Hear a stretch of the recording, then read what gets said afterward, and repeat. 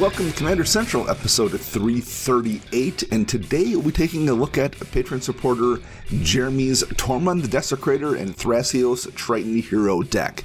I'm Dana. I'm Max. And I'm Chris. How are you guys doing this snowy October day, I guess? We actually got snow here in Wisconsin. That's something. Thanks for reminding me. I have all my blinds closed so I don't have to look at it. That's probably the best way to handle it. Although it's supposed to be like 60 tomorrow, I think, at some point. So clearly this is not like winter is not quite here yet. But I had to laugh because maybe 2 or 3 years ago I would be the same way. Oh, crap, it snowed. Why didn't anybody tell me? Or why didn't I look at the weather? Now I look at the weather, so I knew it was coming, and I was just slightly upset, not aggravated. Yeah, I have the shorts put away for the year. It's wearing pants. It's never pants weather for Max, regardless. But I mean, my roommate's like, well, it doesn't hit below 40 for another 3 days. I can still wear shorts to work. Yeah, like, you're an idiot. I always say all the college kids heading to class, and like they do not. They're still wearing shorts. They do not. Maybe after Thanksgiving they'll switch, but and the ones that aren't are obviously upperclassmen because it's they know. Or they've came from somewhere that's like not Wisconsin, or they're like, what is happening? Why are all these people still wearing shorts? It was a relatively quiet week. We didn't get a new set release this week, which was strange, although I guess we got a couple of Secret Lair announcements just the other day. But as far as Magic stuff goes, kind of a quiet week. The one thing I guess I will point out that's kind of worthy, because among the Secret Lairs, we got this Post Malone Secret Lair called a Backstage Pass, I believe. And there's 4 cards in it. Post's Sigil, which is basically a reprint or a different name for Leshrac Sigil. There's Post Citadel, which is a different name to Bolas Citadel. There's a Post Son of Rich card, which is a different name for Kyrix Son of Yawgmoth. And there's just a Jet Medallion, which is Jet Medallion. What's worth noting, I guess, about that is Jet Medallion is a $35-ish card. As is, and it's never had a foil printing. So this will be the first foil Jet Medallion that's basically going to cost the same price as it would cost to just buy a regular Jet Medallion. So anyway, if you're someone out there who chases foils, that's worth noting, because that's a pretty good price on a Jet Medallion alone, and you're getting a free Bolas of Citadel and a free Kyrix Son of Yawgmoth. So that one I wanted to point out just for people, because that one was interesting. I might get it for the Jet Medallion anyway. So I'm sad they couldn't figure out a way to Post Malone-ize the Jet Medallion, and they just left it Jet Medallion. That's kind of strange too. Yeah, I'm surprised that didn't become Post Medallion or whatever, but I don't know, who knows. So we'll just enjoy this little quiet time here before the next set of spoilers start here in I think 3 weeks or 2 weeks or something. Monday, whatever. Yeah, it never ends.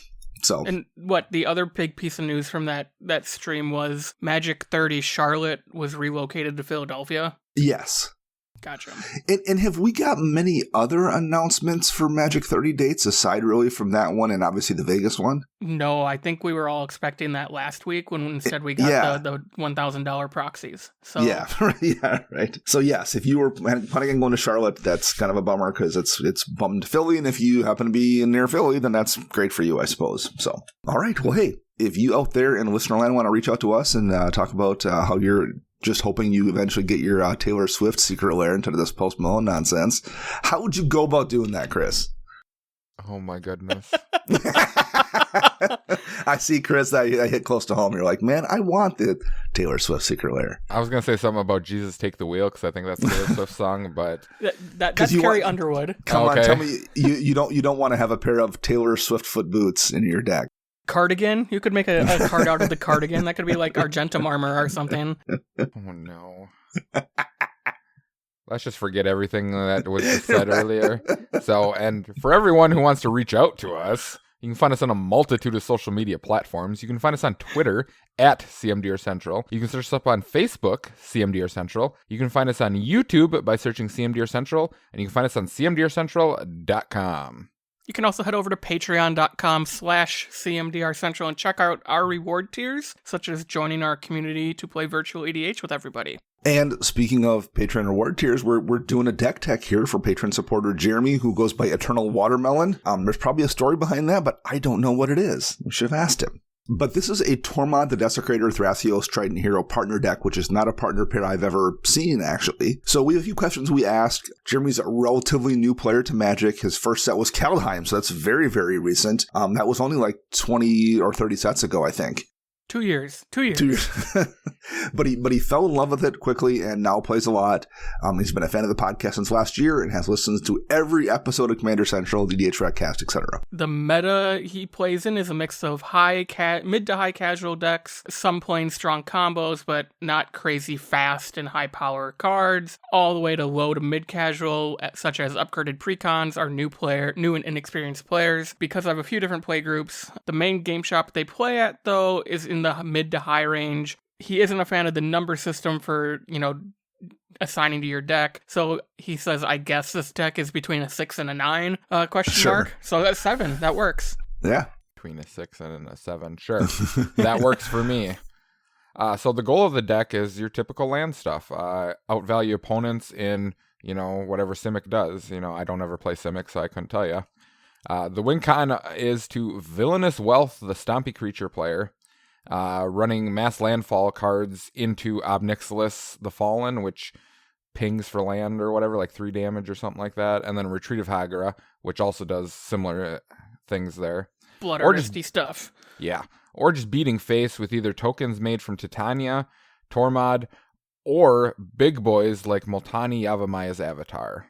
There is an Infinite Turns combo in here between Slogurk, Walk the Aeons, and Azusa, although it has never been pulled off. Other than that, he tries not to dirtle too much and just ramps and values until he finds a nice win con. Some of the weaknesses of the deck are the balance of it. He thinks there might be too many creatures and not enough support, or vice versa. Sometimes he has the payoffs, but not the win cons, and vice versa. Although when it does pop off, it goes pretty hard and it's cool to see. Early turns can be challenging because people tend to find the rampy land decks threatening, and I do take a while to set up. When building the deck, he avoided some of the classic land deck card/combos on purpose, because he didn't want to be that person always running Rampaging Battles or Avengers Zendikar, just like every other lands deck they've seen are in person. Doesn't really have a total budget for upgrades, but doesn't want to buy a card over $100, which is still a pretty crazy high budget anyway, so we totally get that. So yeah, looking at this, Thrasios and Tormod. Thrasios is one of the original from those first 2 cover commander pairs back in 2015, I want to say. 16? Was it 2016? Partners. Yeah. 2 mana, so green and a blue for a 1/3 Merfolk Wizard with basically an ability to pump 4 mana into it to scry 1 and then reveal the top card. And if it's a land card, you put it onto the battlefield tapped, otherwise you draw it. That's not a tap ability, so it's just as long as if you have infinite mana, you can pump it through Thrasios infinite times. Tormod is from that second wave from that first Commander Legends set, black, so 3 and a black for a 4/2 zombie wizard. Whenever 1 or more cards leave your graveyard, you create a tapped 2/2 black zombie creature token. So we're looking at a Sultai deck here that's doing kind of landy stuff, like he said. Looking it up at EH Rec, there's only 195 total decks with this pair. Like I said, I don't know if I've ever seen these two together before, so that's kind of an interesting thing. Max, let's look at the lands first. What do we have here? There are 41 lands, which is not unusual in a lands matter type deck. Mm-hmm. We have a breeding pool, command beacon, command tower, a crystal vein, a Dakmor salvage. We have the Dimir aqueducts. We have the panoramas. So Esper, Naya, and Grixis are all in here. Exotic orchard. We have 3 regular forests, 3 regular islands, 2 regular swamps, and then the same amount in the snow-covered versions, all to help trigger Field of the Dead, which is also in the deck. Yeah. We have a Ghost Quarter, we have the other bounce lands with Golgari Rot Farm, we have some Pain lands with Llanowar Wastes, there's a Lotus Field here, Mosswort Bridge, Overgrown Tomb, Scavenger Grounds, Simic Growth Chamber, then we have a Strip Mine, the Tron lands, Urza Mine, Power Plant, and Tower, and we wrap it all up with a Watery Grave and the Zaggoth Triome. All right, so it's a landfall deck, so 41 lands makes a little more sense because you're probably putting more into play more frequently, so you need to have a little bit more of a density of them to still consistently hit them, as well as not all of them are, a lot of them are just like lands designed to give you double landfall triggers, things like the panoramas, different kind of fetches, so like you have 41 lands, but not a lot of them are lands that are going to sit and play and do anything. They're lands that are designed to go into play and get you double landfall triggers. So that amount kind of makes sense. Anything anyone likes or dislikes here, Chris? Anything that jumps out at you that you would change or want to talk about? I'd pull all the Urza lands. Oh, thank you. I was really hoping you were going to say that. Yep, I wouldn't let... I mean, if I'm going to play an Urza land, I'm going to play Urza Saga over any of those three. The problem, especially, number one, like in the best of circumstances, it's still really tough to get those three lands out without a whole bunch of tutors. And if you have a whole bunch of tutors in your deck, there's a lot of better things to do with those tutors than just tutor up Urza's lands, I think. Agreed. Yeah, I mean, and the only reason to even be playing Urza lands like this usually is for colorless decks. Sure. And granted, yes, there is Villainous Wealth in here, so, I mean, it's nice if you have all three. That's 7 mana for 3 lands. I mean, but you're landfalling all these other stuff and ramping out all the other lands, so there's no point in wasting those 3 land slots on those. I mean, they're cool, and if you happen to hit it, that's great. And if you just want to do it because you have some, like, nostalgic connection to Urza's lands, go ahead and do it. That's a great reason to do it. The respect for you, if you want to do it for an achievement unlock kind of thing, too. In terms of, like, being useful or efficient in this deck, though, if that's why you're running them, yeah, the best of circumstances, it's very difficult to pull that off. And I don't think in a 3-color deck, lands that primarily are making you colorless mana that, only have an upside if you have all 3 out, it's just too difficult to pull off, I think. Agreed. So, yeah, I'm with you there. I don't love the bounce lands, but I do. I'm guessing they're here for a reason, which is to get multiple landfall triggers in turn 2. Like you're playing them to bounce a thing to then replay the thing when you have, stuff like Azusa out or whatever, giving you multiple ways to put lands into play that turn. So I'm guessing that's the point of them. Even then, when I played a landfall deck, I didn't love them. I just found that I was better served just having ways to draw cards, so I had lands in hand versus like playing with those the bounce lands. But I mean, that could be a matter of personal preference. Well, the hard part about that too is going through the rest of the deck, which we'll go over each card as we go through it. There's not a lot of cards that allow you to have multiple landfalls in a turn. So, right. I mentioned Azusa, but like Azusa's the big one that jumps out. There's not like it's like there's 10 different things in here. Or again, in the case of my landfall deck, it was in the commander. I was playing Mina and Den, so the commander gave you a second landfall trigger, and even then, I felt like it wasn't that necessary. In this case, you need to stumble across something else that gives you multiple landfall drops. And yeah, I don't love them, but and I don't think they're. I think the Urza's lands are something I'll pull out first. Yes, I would definitely add a couple lands though too. Sure. Especially seeing how this deck kind of, from the looks of it, wants to play with lands that end up in the graveyard as well, and you return them with Tormod's ability and stuff like that. So I wouldn't mind seeing like a Glacial Chasm or something put in here. You pay, whatever to save yourself for however long, and then you let it go to the graveyard. You bring it back with one of the cards and do it again, Glacial Chasm and Crucible of Worlds is an annoying combo. Yeah. So, but it's real good. That's something to, think about overall. But I would definitely put in a Bojuka Bog. Like, that would be my number 1 card to put in this deck. Just to hit somebody else's problem graveyard. Yes. Yeah. Yes, there is a Scavenger Grounds in here, but, when you're playing Landfall, you have so many lands, you might as well just put one of those in here anyways.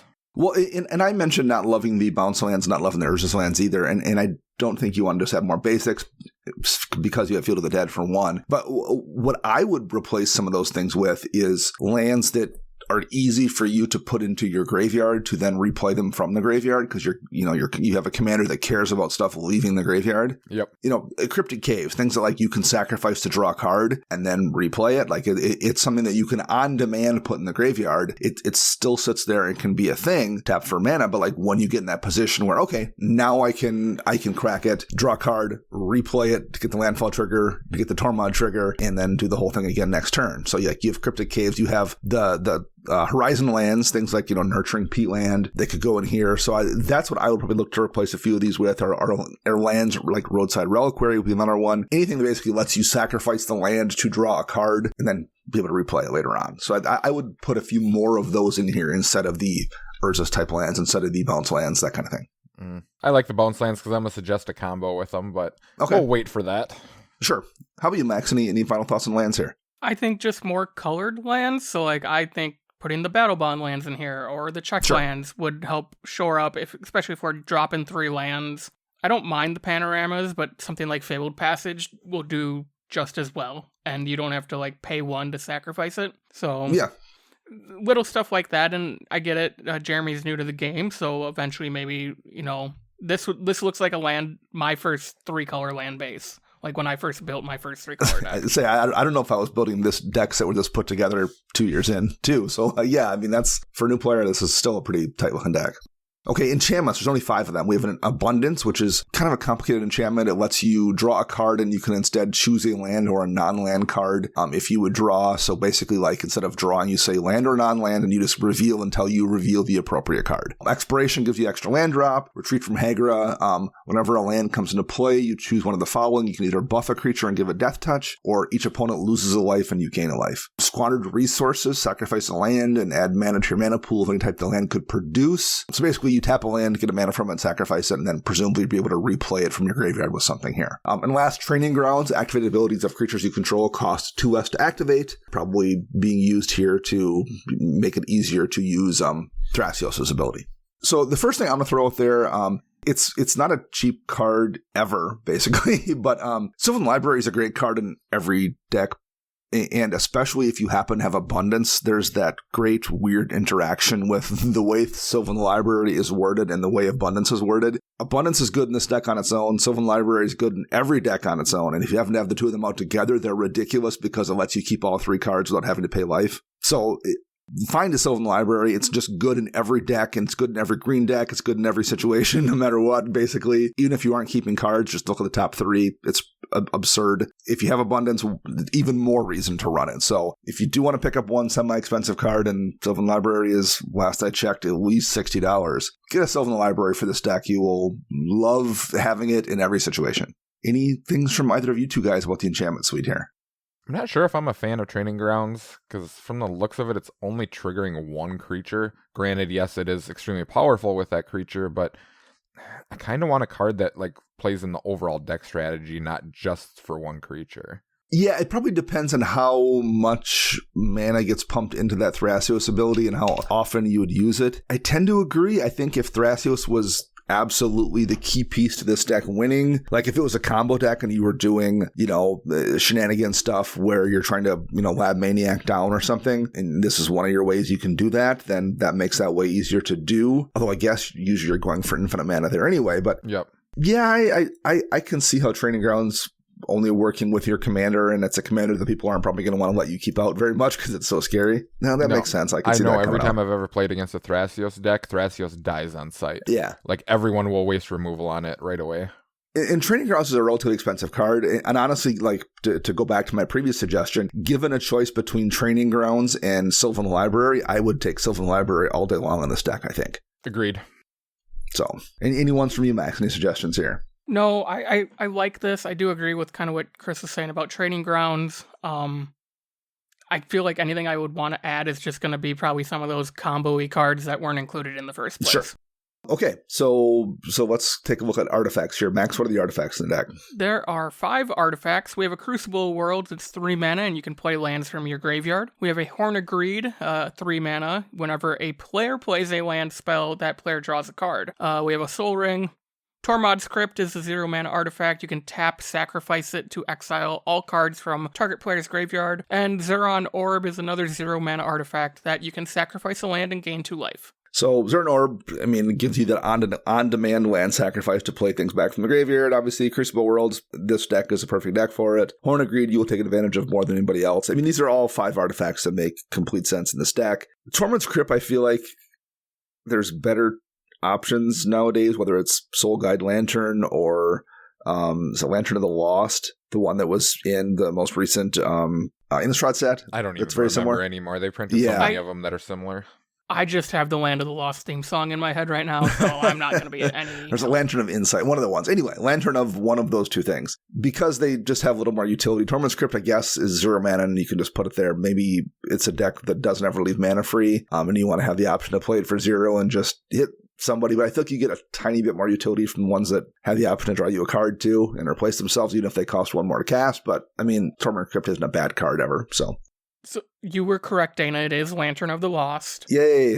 When it enters the battlefield, exile target card from a graveyard, and like most of the other artifacts that exile graveyards, this is going to hit all graveyards. So not just a player. Whereas Soul Guide Lantern only hits one players. So yeah, 6 of one, half dozen of the other. I don't think you're wrong. Just maybe a matter of personal preference. I tend to like Soul Guide because it replaces itself, but to each their own. Anything you guys would add here? Expedition map. Yes. Wouldn't Just even to find. hesitate. Sure. Seeing how Field of the Dead's in the deck, the odds of actually finding it in the deck overall, because there are no specific land tutors in this deck from what I could find. They were mainly just basics. So having something in there to go for it would be nice. Sure. How about you, Max? I think we need a few more mana rocks. I understand this is a lands matter deck, but those 2 mana artifacts like your Arcane Signet, your normal signets, they're going to help you early game. And if that's what you're struggling with is those first 5 turns establishing a board presence, dropping, Arcane Signet on turn 2 or Dimir Signet is going to get you a little further incrementally. And I know it's a Lands Matter deck, but I still think having Mana Rocks is going to be very beneficial. I think I would still, I think the deck maybe could use a touch more ramp. I think there's still a few land ramp spells I would run first. I would lean more heavily into the theme, I think, myself, but I agree with you on the concept that it might need a little more ramp for sure. I would still lean more into land ramp, particularly because it has more utility outside of those first 3 or 4 turns. Like, you don't want to see your Arcane Signet in this deck on turn 9, but you might want to see a Rampant Growth on turn 9 because it's going to get you a landfall trigger even if the ramp doesn't matter. So I would say more of the sorcery speed or the creature land ramp, but I do think a little more ramp definitely wouldn't be a bad idea. Any final ones from you for artifacts here, Chris? Nope. All right. So I just talked about sorceries. So what are there for sorceries in this deck, Chris? There are 11 sorceries. We have a Farseek, Life from the Loam, Nature's Lore, Pier's Whim, Reshape the Earth, which is a 9 mana sorcery. Yeah. Wow. Lets you search your library for up to 10 land cards and put them onto the battlefield tapped and then shuffle your library. That's pretty good. We got Rishkar's Expertise, Scape Shift, Sky Shroud Claim, 3 Visits, Villainous Wealth, and Walk the Aeons. Now, Villainous Wealth and Walk the Aeons are both WinCon-ish cards. Yeah. Walk the Aeons is a 6 mana sorcery with buyback of sacrifice 3 islands. And target player takes an extra turn after this one, so you can almost go infinite turns if you have the right cards in play. Mm-hmm. And then Villainous Wealth is just X and Sultai. Target opponent exiles the top X cards of his or her library. You may cast any number of non-land cards with converted mana cost X or less from among them without paying their mana cost. So obviously with a lot of lands and mana out, you just go blam into someone huge and play everything that they just exiled. So I mentioned Rampant Growth. There's a bunch of the 2 mana go get a land cards in here. There's Farseek, there's Nature's Lore, there's 3 Visits. The only one that isn't in here is Rampant Growth. Or Sylvan Scrying. I guess Sylvan Scrying too, yeah. And at least among the creatures, there's Sarkar Tribe Elder that is not in here either that does a similar thing for 2 mana. That's where I would myself put the ramp, but I don't think it's a necessarily a huge deal either way. Anything you guys would like to add or think would be good in the deck over here or that you really don't like? How about you, Max? I was shocked not to see Sylvan Awakening in the deck. Maybe this is one of those cards that is they see in other land decks, so they didn't include it, but this is a 4 mana sorcery that turns all your lands into 2/2 indestructible hasty creatures. So if you have 30 lands on the board and you use 4 of them or even maybe just one of them because you have a Soul Ring out and another mana rock, you have 39 other 2/2 bodies that are indestructible and have haste. It's just another win con, so that's my first suggestion. I also don't think there's enough removal in this deck. Yeah. There is some in the instance section, which we'll probably get to next, but something there's no like board wipe, which is where you do see that here. And I was thinking something like Calling Ritual, 4 mana, 2 in Golgari. Yeah. Destroy all non-land permanents with mana value 2 or less. And then you make as much mana in black or green equal to the amount of things destroyed this way. Every time this card has been played against me, it breaks my back, it breaks my knees, it breaks everything.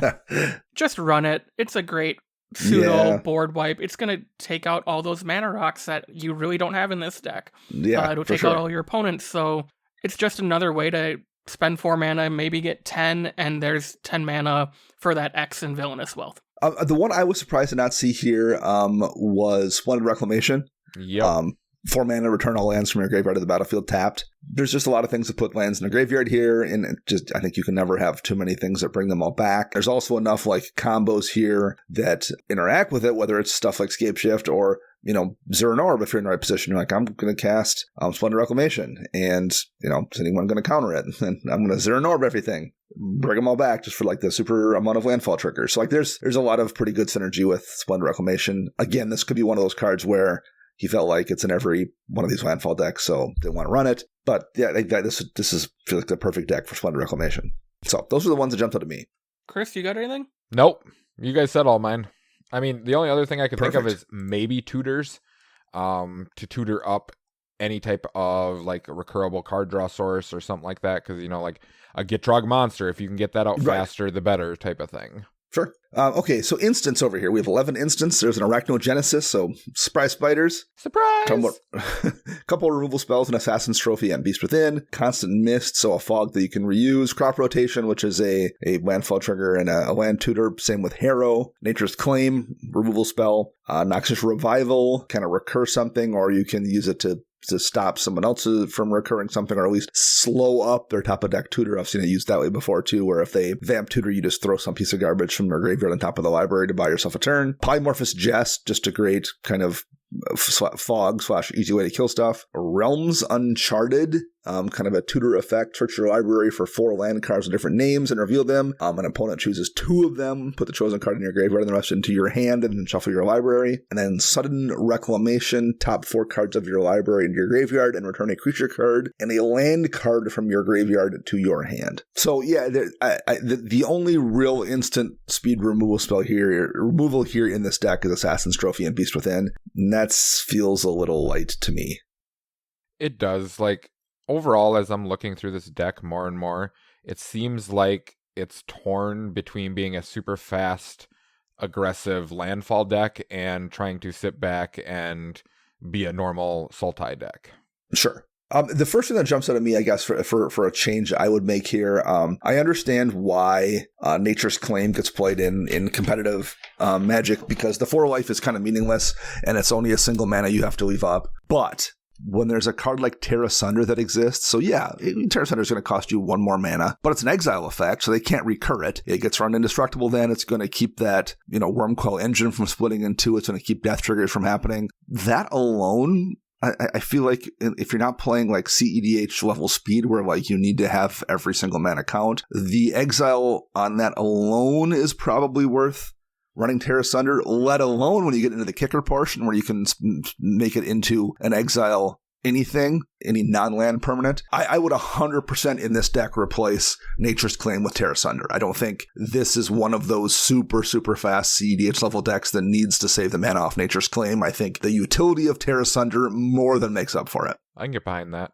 Yeah, I was thinking, of your basic like Unravel the Aether type of stuff too as well. Sure. And similarly, like recursion from Noxious Revival is really good, and what's beautiful about Noxious Revival, again, in competitive Magic, you don't got to spend any mana on it. You can spend 2 life, and you can put a card from your graveyard on top of its owner's library, and then draw it to reuse it in next turn. The strength of that, though, tends to be because, again, you're playing so fast, if you don't have any mana, you can do it, and then you're going to get that combo piece or that silver bullet piece that somebody else countered and reuse it again. Or, like I also mentioned, you can, if someone vamp tutors top of a library, you can soul them up. Again, this deck doesn't feel like a deck that does those things very often. I mean, maybe it does once in a while, but it doesn't feel like it's playing at that power level. It's like, I'd rather just regrowth something.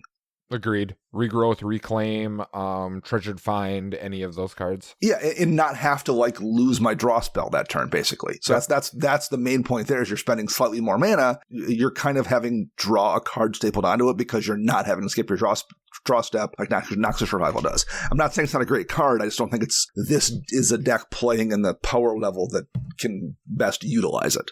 In the last change I had that jumped out at me, I absolutely love Polymorphous Jest. I run it in a ton of my blue decks. It's fantastic. But Sudden Spoiling just probably is a better version of that same effect because of Split Second.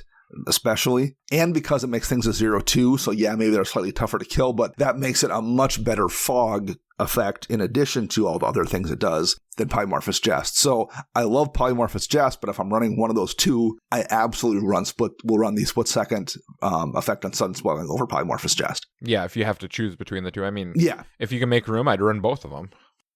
Absolutely. And don't get me wrong, like if Sudden Spoiling was a $75 card and Polymorphous Jest was, $4, I'd absolutely, which is what it is, I'd be like, well, it's not worth, who cares? It's not worth the slight buff just to, for that much money. Like, they're the same price, basically. So I'd definitely run Sudden Spoiling first. Max, anything jump out at you here on your list of things you want to talk about? So we're playing Sultai. Yeah. There's not much blue in this deck.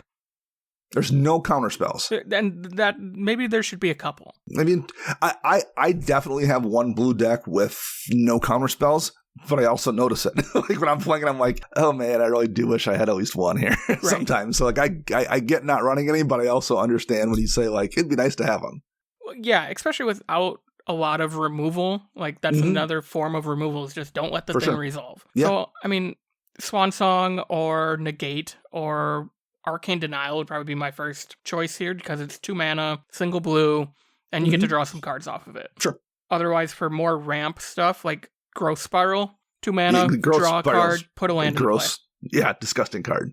Yeah, no, I Growth Spiral especially jumps out at me. That's one that if you're playing in access to colors that can play, that card's nuts. Any other ones from you, Chris, here?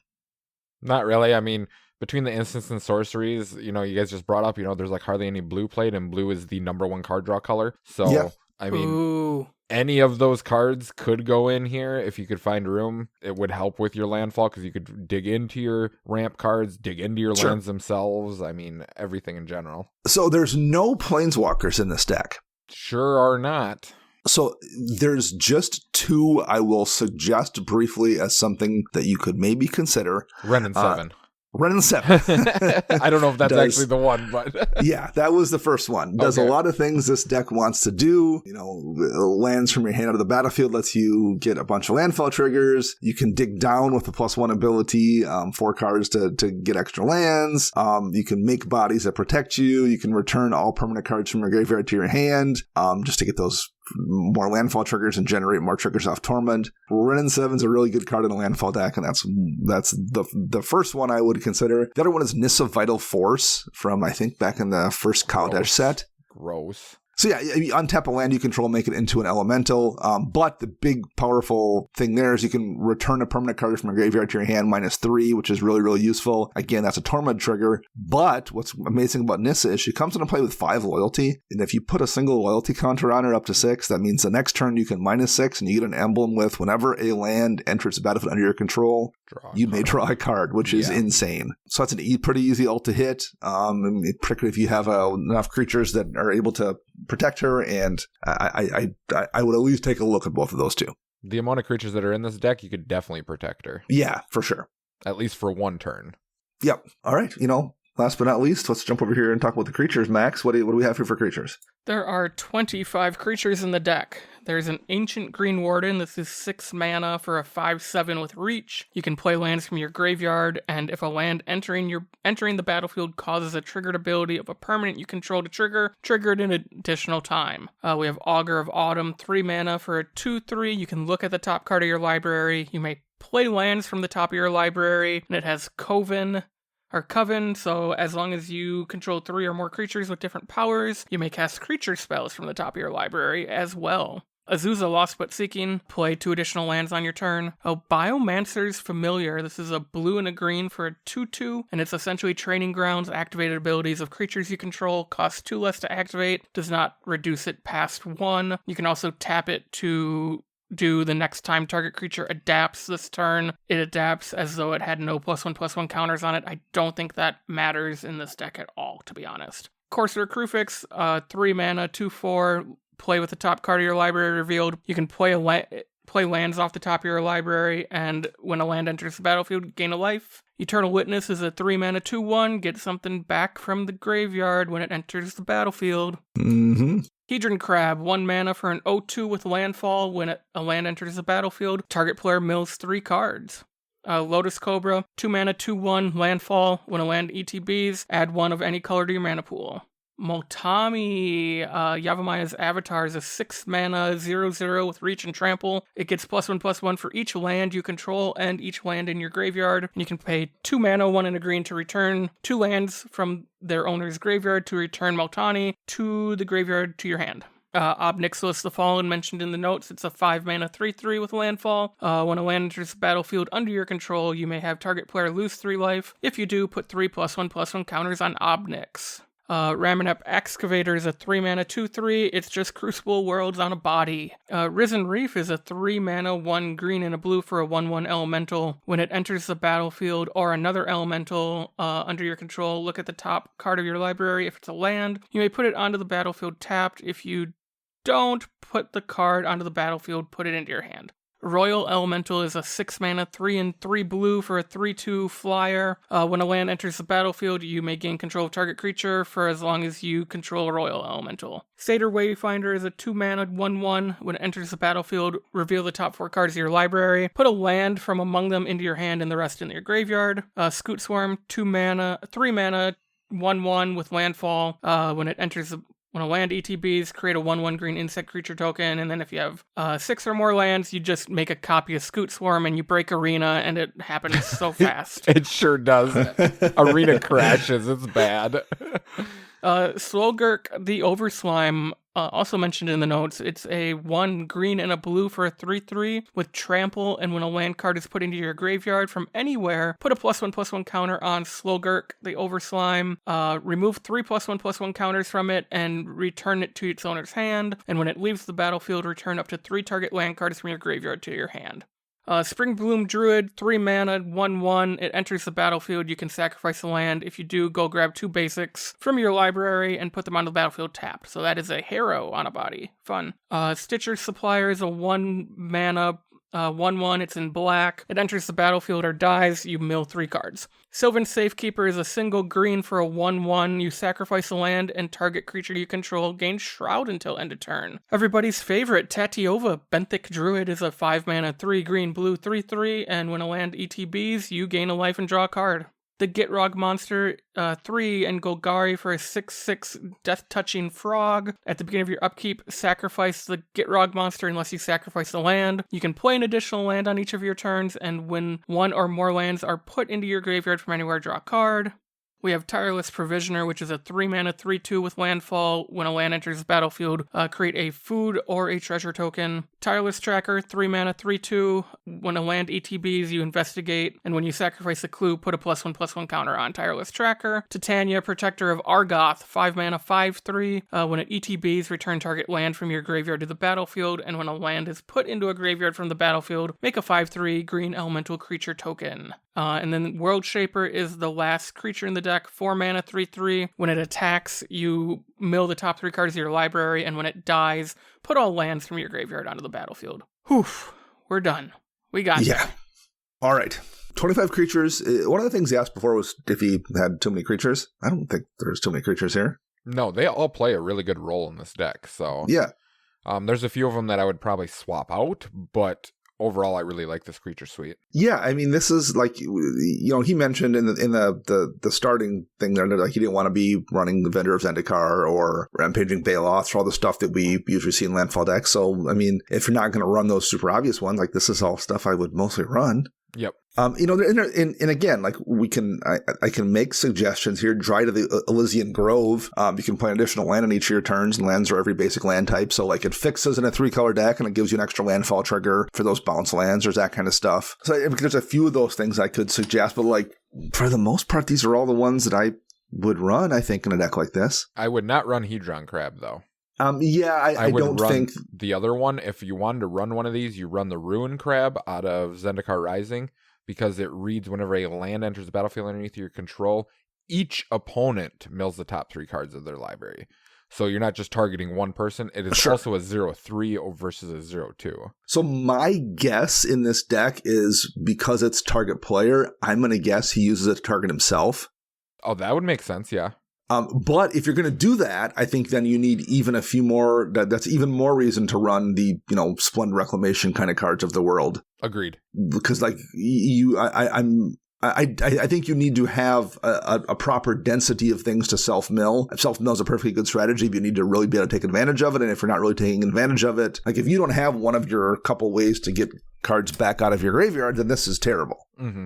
Mm-hmm. So I think you need to if you're going to keep running Hedron Crab, then you need to have a few more things than than even already exist to retrieve lands. And if you don't want to add any more of those, then you should have something that's just generally always going to be good, or at least always be better than Hedron Crab. Because if you don't have a way to recur stuff, this is just a dead card in your hand or in play. Like I said, Max, anything from you here that you wanted to talk about for creatures? I think something like Oracle Moldiah would fit in great here just to match. It's also another additional land per turn card, because I think there's only 3 of them in the deck right now. You have Azusa, the one, and Exploration. Gitrog Monster as well. And Gitrog Monsters. You have 4 in there right now that let you play an additional land. One more isn't going to hurt because it's just more things your opponents have to get rid of. Well, an Oracle kind of does multiple things simultaneously. It's going to give you additional land play. It's going to give you an additional, I guess, source to find those lands, which is top of your library. But because you can play cards at the top of your library and not just lands, it also kind of functions as draw. Or at least it functions as giving you access to additional card on every one of your turns. So, I mean, it's more or less kind of like card draw, or close enough anyway. This deck needs both of those things, or wants both of those things. It can always use more card draw, and you can always use more landfall triggers. And Oracle's, there's been plenty of times in the past it's been crazy expensive, but it's only like $10-ish right now. Yeah, it's below 10 as long as you don't want the fancy Double Masters version. And that's probably the cheapest it's been in many years. Yeah. Yeah, this is, again, a good... but that's maybe one of those cards that, like, every landfall deck has Oracle. Maybe that's why he's not running it. I don't know, but I think that's a kind of a perfect fit here. I definitely think the issue with the balance is spot on here, though. I don't know if they want to be milling themselves. I don't know if they just want to get all their lands to their hand to play them. So I think that's something that just needs to be figured out. Because you have things like... Satyr Wayfinder puts stuff in your graveyard, but like we've kind of said, there isn't a lot of ways to get stuff out of the graveyard consistently. Mm-hmm. Yeah. And there's only so many ways to play lands from your graveyard, and I guess a lot of them are in here, but I think you do need a little bit more than what you have. So. Yeah, it's also, like a double-edged sword. If you start milling yourself and someone has like a Tormod's Crypt or something like that, they're going to nail you in a heartbeat because they're going to be like, yeah, enough of those shenanigans. Yeah, the only thing that kind of saves you is if cards leave your graveyard, you make those zombies. So if they do hit you with that thing, I guess you're still getting some zombies, assuming Tormod's out, but little bit, I'm not sure that's enough of a consolation. No. And we need to remember, Tormod doesn't care how many cards. It's the action of the cards. True, that's true. It's just getting you a single zombie if it's all in one bulk. Right, so that's kind of what I ran into when I had my Tormod Kamal deck, is I had all these ways to get multiple things back at once, but I'm not benefiting from playing something like Splendid Wreck because, cool, I have 5 lands, but I also only made 1 zombie. It's kind of like the equivalent of like those, like an Afara deck, where you want to spread that, make a creature out over everyone else's turns to maximize that card draw. It's kind of the same thing with Tormod. You kind of want to maximize returning a card from your graveyard on as many other people's turns as possible. Right.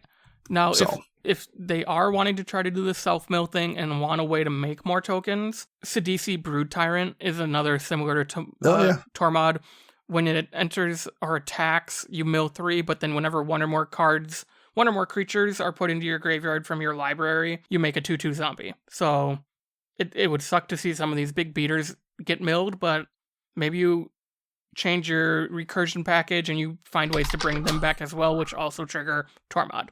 Mm-hmm. Yeah, I am on board with almost all of those suggestions. All right, guys, any final thoughts here before we wrap this up? I would like to hear how well this deck works in the future.